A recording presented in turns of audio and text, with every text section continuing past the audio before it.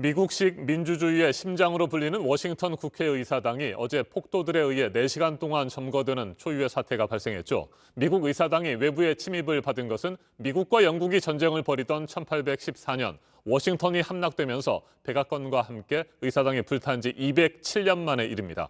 트럼프 대통령 지지자들의 의회 난입 사태는 일단 정리됐지만 후폭풍은 거셉니다. 민주당은 물론이고 공화당 내부에서도 트럼프 대통령의 직무를 하루빨리 정지시켜야 한다는 주장이 제기됐습니다. 오는 20일 취임하는 조 바이든 대통령 당선인은 역사상 가장 어두운 날이었다고 한탄했습니다. 의회는 의사당 둘레 철조망을 긴급 설치했고 경찰은 폭도 수십 명을 공개 수배했습니다. 워싱턴을 연결합니다. 임종주 특파원, 트럼프 대통령의 임기가 이제 12일 정도밖에 남지 않았는데 서둘러 퇴진시켜야 한다는 주장이 나왔군요. 트럼프 대통령, 지지자들에게 의회로 가라면서 사실상 폭동을 선동하지 않았습니까? 이 같은 상황에서 마치 아무 일도 없었던 것처럼 그대로 명예롭게 퇴임하도록 해서는 안 된다. 이 같은 여론이 커지고 있는 것 같습니다. 네, 그렇습니다. 트럼프 대통령의 지지 기반인 공화당 내부에서도 그런 주장이 제기됐습니다. 애덤 킨징어 공화당 하원 의원은 트럼프 대통령이 미국 국민과 의회를 보호해야 할 의무를 저버렸다고 비판했습니다. 그러면서 민주주의를 위해 수정헌법 25조를 발동해야 한다고 말했습니다. 트럼프 대통령의 직무를 정지해 퇴진시켜야 한다는 것입니다. 상원 다수당이 된 민주당 척 슈머 상원 원내대표도 성명을 내고 트럼프 대통령이 하루라도 더 재임해선 안 된다는 입장을 밝혔습니다. 낸시 펠로시 하원 의장도 탄핵을 추진할 수도 있다고 가세하는 등 트럼프 대통령 퇴진론이 잇따르고 있습니다. 펠로시 의장의 말입니다. In calling for this seditious act, President has committed an unspeakable assault on our nation and our people. If the Vice President and the Cabinet do not act, the Congress may be prepared to move forward with impeachment. 네, 트럼프 대통령을 보조하던 내각과 백악관 참모들의 사임도 잇따르고 있죠. 네, 일레인 차오 연방교통장관이 의사당 사태로 심각한 고민 끝에 사임하기로 했다고 밝혔습니다. 의회 난입 사태 이후 물러나는 첫 강요입니다. 미치 매코넬 공화당 상원 원내대표의 부인이기도 합니다. 백악관 비서실장을 지낸 믹 멀베이니 북아일랜드 특사도 방송을 통해 사임을 발표했습니다. 앞서 매슈 포틴저 국가안보회의 부보좌관과 스테파니 그리샴 영부인 비서실장이 사임하는 등 실망한 강요와 측근들이 줄줄이 짐을 싸서 떠나고 있습니다. 조 바이든 대통령 당선인은 역사상 가장 어두운 날이었다. 이렇게 난입 사태와 트럼프 대통령을 싸잡아 비판했군요. 네, 그렇습니다. 바이든 당선인은 의회 난입 사태를 일으킨 트럼프 몹을 겨냥해 폭도이자 반란자 또 테러리스트라고 규정하고 트럼프 대통령이 민주주의를 훼손하고 폭력을 조장했다고 비판했습니다. 바이든 당선인의 말입니다. Yesterday, in my view, one of the darkest days in the history of our nation. An unprecedented assault on our democracy. 네, 소셜미디어 회사들은 트럼프 대통령의 계정을 잇따라 정지시키고 있습니다. 페이스북은 아예 무기한 정지시킬 수 있다. 이 같은 입장을 밝혔습니까? 네, 마크 저커버그 페이스북 최고 경영자는 공개 글을 통해 트럼프 대통령이 계정을 계속 쓰는 게 위험이 크다고 밝혔습니다. 이어 페이스북과 인스타그램 계정을 무한정 차단하고 있다면서 최소한 권력 이양이 완료되는 2주 동안 유지될 것이라고 말했습니다. 트윗 측도 트럼프 대통령이 문제가 된 게시물 3개를 삭제했다고 밝히면서 규정 위반이 계속되면 계정을 영구 정지할 수 있다고 경고했습니다. 연방수사국 FBI를 비롯한 사법당국의 수사도 본격적으로 시작됐죠. 네, 경찰이 폭동에 가담한 시위대 수십 명을 공개 수배했습니다. CCTV 등에 찍힌 사진도 함께 공개했습니다. 지금까지 체포된 사람은 20여 개 주 90여 명에 달합니다. 이번 의회 난입 과정에선 트럼프 열성 지지자인 여성 1명이 총에 맞아 숨지는 등 모두 4명이 숨졌습니다. 경비가 허술했다는 비판을 받고 있는 의회는 의사당 둘레에 높이 2m가 넘는 철조망을 긴급히 설치했습니다. 의회 측은 최소한 한 달 동안 철조망이 유지될 것이라고 밝혔습니다. 자, 그리고 미국 상하원은 합동회의를 재개했고요. 바이든 당선인의 대선 승리를 최종적으로 확정했습니다. 네, 이곳 시간으로 오늘 새벽까지 상하원 합동회의를 진행해 대선 결과를 확정했습니다. 일부 주 선거 결과에 대한 이의 제기가 있었지만 바이든 당선인 306표, 트럼프 대통령 232표, 선거인단 투표 결과 그대로 추인됐습니다. 모든 인증 절차를 마친 바이든 당선인은 오는 20일 46대 대통령으로 취임하게 됩니다.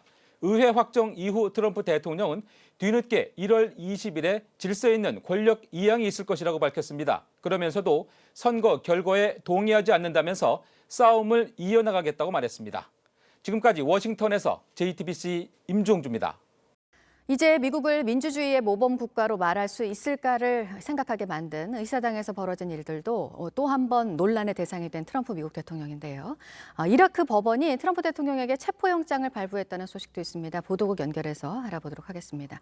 박지훈 기자, 1년 전에 미군이 이라크에서 실시했던 작전과 관련해서죠? 네, 그렇습니다. 이라크 바그다드 동부법원은 거센 솔레이마니 이란 혁명수비대 특수부대 사령관을 사살한 혐의로 트럼프 미국 대통령에 대해서 체포영장을 발부했다고 AP통신이 전했습니다. 미군은 지난해 1월 무인기를 동원해서 이라크 바그다드 공항에서 솔레이마니가 탄 호송차를 미사일로 공격했습니다. 솔레이마니의 시신은 형체를 알아볼 수 없을 정도로 훼손이 되어서 신원은 손가락 반지를 통해서 확인됐었습니다. 미 국방부는 트럼프 대통령의 지시로 미군이 솔레이마니를 사살했다고 발표했습니다. 이라크 법원이 적용할 혐의는 헌법 406조 계획적 살인입니다. 이라크 형법은 모든 계획적 살인에 대해서 사형을 선고하도록 되어 있습니다. 이란도 지난해 6월에 트럼프 대통령 체포영장을 발부했었습니다. 네, 앞서 말씀드린 의사당 난임 사태와 관련해서 비난이 미국 안팎에서 거세지고 있습니다. 러시아에서도 언급을 했네요. 네, 그렇습니다. 마리아 자하로바 러시아 외무부 대변인은 현지 시간 7일 미국 의사당 난동 상태에 대한 논평글을 페이스북에 게시했습니다. 자하로바 대변인은 미국의 선거 제도는 낡았고 현대 민주주의 기준에 미치지 못한다고 비판했습니다. 또한 바체 슬라프 볼로딘 하원 의장도 미국은 직접 선거 제도가 아니기 때문에 시민들이 스스로 지도자를 결정할 수 없다면서 선거 제도에 문제가 있다고 꼬집었습니다. 상원국제문제위원회 위원장인 코스탄틴 코사체프는 미국은 이제는 민주주의 본보기가 아니라면서 더 이상 다른 나라의 민주주의 노선을 강요하지 말라고 지적했습니다. 지금까지 아침엔 지금 JTBC 박지훈입니다. 미국식 민주주의의 상징으로 불리던 워싱턴 국회의사당이 트럼프 대통령 지지자들에 의해 어제 점거됐습니다. 폭도로 변한 지지자들은 4시간 동안 의회를 그야말로 아수라장으로 만들었습니다. 4명이 숨지는 등 유혈 사태까지 발생했습니다. 지지자들에게 의회로 가라면서 선동한 트럼프 대통령에게 책임을 묻고 해임해야 한다는 주장도 나오고 있습니다. 상하원 합동회의는 조 바이든 당선인의 대선 승리를 최종적으로 확정했습니다. 신범철 경제사회연구원 외교안보센터장 자리에 함께했습니다. 어서 오십시오. 네, 안녕하세요. 민주주의는 죽었다. 세계 주요 언론들이 이렇게 전하고 있습니다. 그야말로 초유의 사태가 발생을 한 겁니다. 예, 안타까운 일이죠. 사실 미국 건국 이래 사상 초유의 일이라고 할 수 있겠습니다.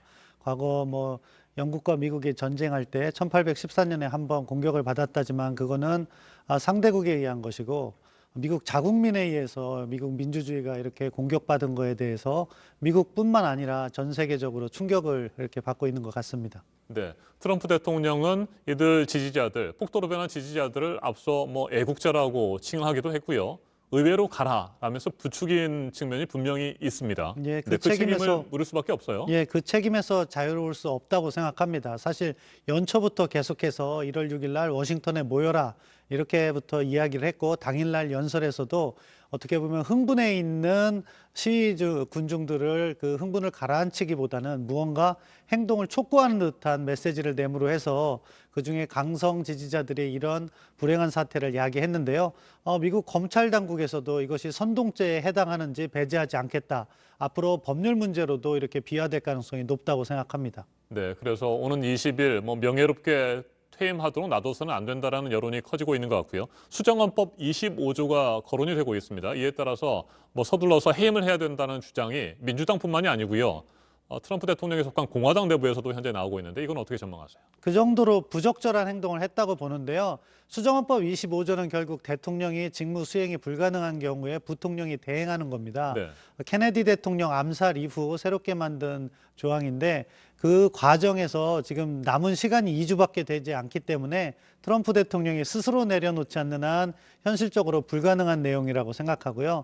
다만 미국 내 여론이 그렇게 트럼프 대통령에게 부정적으로 향하고 있다. 그 점을 지적하는 거라고 생각합니다. 네.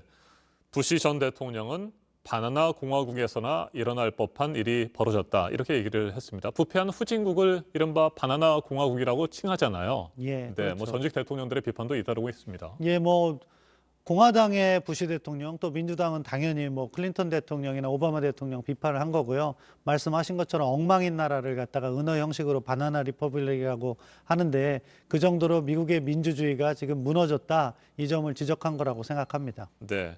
트럼프 대통령 뭐 사태가 본인이 생각했던 것보다 심각하게 치달았고 그에 대한 비판이 이어지자 뭐 뒤늦게 평화적으로 정권을 이양하겠다는 뜻을 밝혔습니다. 이 부분은 어떻게 보십니까? 뭐 불가피한 거죠. 트럼프 대통령의 마지막 희망은 그 개표 당일날 펜스 부통령이 선택적으로 일부 주의 그 선거인단 투표를 받아들이지 않는 걸 희망했던 것 같아요. 그렇지만 펜스 부통령은 그러한 트럼프 대통령을 주장이 헌법적 근거가 없다고 해서 거부를 했던 것이고 그렇기 때문에 이제 모든 선거인단 투표가 의회에서까지 확인된 이상 새로운 방법은 없습니다. 이것은 뭐 트럼프 대통령이 선택하는 것이 아니라 받아들일 수밖에 없는 상황에서 너무도 뒤늦은 인정이다.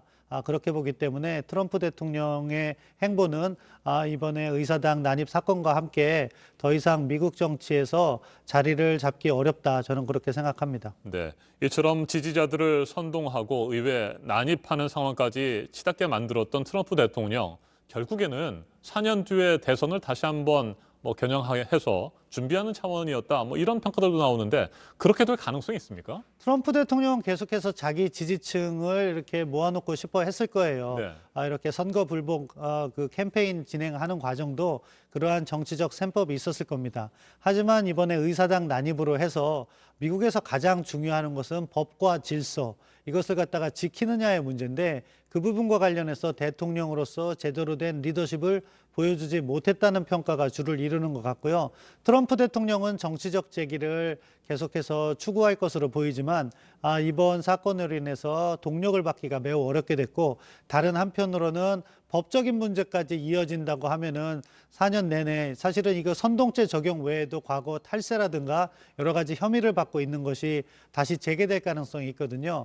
그러면은 정치적 행보보다는 사법적 대상이 될 가능성이 더 높다고 봅니다. 네, 말씀하신 대로 트럼프 대통령 본인과 가족들이 사기와 탈세 등의 혐의로 수사를 받고 있습니다. 앞서 뭐 측근들을 무더기에 사면하기도 했고요. 그래서 본인과 가족들에 대해서도 셀프 사면을 하는 것 아니냐 뭐 이런 우려들이 나왔습니다만 일단 뭐 한 12일 정도밖에 남지 않았으니까 지켜봐야 되겠는데 검찰의 수사는 앞으로 어떻게 될까요? 검찰은 계속해서 수사할 겁니다. 대통령이 스스로 셀프 사면은 명분이었고 만약 그런 것을 갖다가 기대한다면은 대통령직에서 사퇴하고 펜스 부통령에게 그러한 역할을 맡을 가능성이 있는데 지금 트럼프 대통령은 계속해서 자기가 정당한 대통령이고 정당한 당선인이라까지 주장하는 과정에서 그렇게 셀프 사면하기 위해서 대통령직을 그만둘 가능성도 낮다고 생각합니다. 네, 조 바이든 대통령 당선인의 승리는 최종적으로 확정이 됐습니다.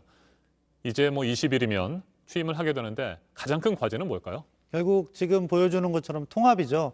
뭐 코로나19를 극복하고 경제를 회복하는 것이 어떻게 보면 최우선 순위겠지만 그 이면에 있어서 지금 이러한 문제가 증폭된 것이 코로나19도 마찬가지로 미국의 후진적인 의료 시스템, 결국엔 거기에는 빈부의 격차가 자리 잡고 있고 그것이 정치적으로까지 확대돼서 이러한 트럼피즘을 낳는 원인이 되었다. 그렇기 때문에 그것을 극복하기 위해서 국민을 잘 통합해내고 경제적으로 소외된 계층이 없도록 잘 관리해내는 것이 바이든 행정부의 과제인데 이게 쉬운 일이 아니더라고요. 여러 과거 클린턴 행정부 지나면서 부시 행정부, 오바마 행정부를 거치면서 그것이 가장 미국이 안고 있는 문제점이다. 했지만 트럼프 대통령이 탄생하는 과정에서도 이러한 빈부격차와 분열이 작동했고 그렇기 때문에 바이든 행정부가 이것을 극복하지 못하면은 상당히 또 4년 뒤에 어려운 현상을 맞을 것이라고 생각합니다. 네, 떨어질 대로 떨어진 미국식 민주주의가 앞으로 어떻게 회복되는지 지켜봐야 될 것 같습니다. 오늘 여기까지 듣겠습니다. 신범철 경제사회연구원 외교안보센터장이었습니다. 말씀 잘 들었습니다.